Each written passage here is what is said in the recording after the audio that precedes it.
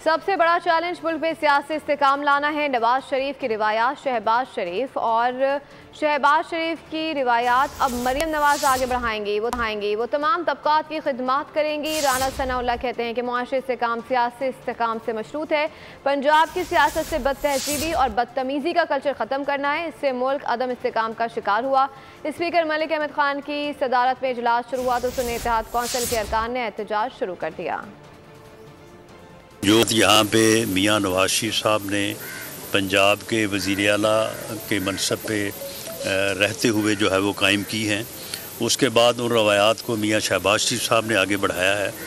उन्हीं रवायात को मरियम नवाज शरीफ साहबा जो है वो आगे बढ़ाएंगी इंशाअल्लाह। तो इंशाअल्लाह ताला जो है वो एक मेरिट बेस जो है वो काम करेंगी, तो इंशाअल्लाह ताला उन्हें तमाम तबकात का जो है उन्हें जो है वो तवाबन हासिल रहेगा।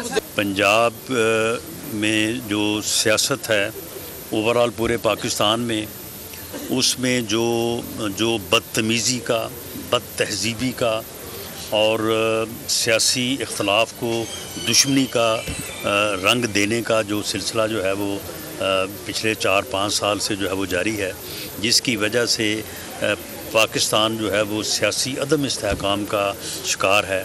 तो सबसे बड़ा चैलेंज तो सियासी तौर पे ये है कि पाकिस्तान को सियासी इस्तेहकाम दिया जाए, क्योंकि सियासी इस्तेहकाम ही आगे जो है वो ट्रांसफॉर्म होगा मुआशी इस्तेहकाम में, और मुआशी इस्तेहकाम के बगैर पाकिस्तान जो है वो आगे नहीं बढ़ सकता।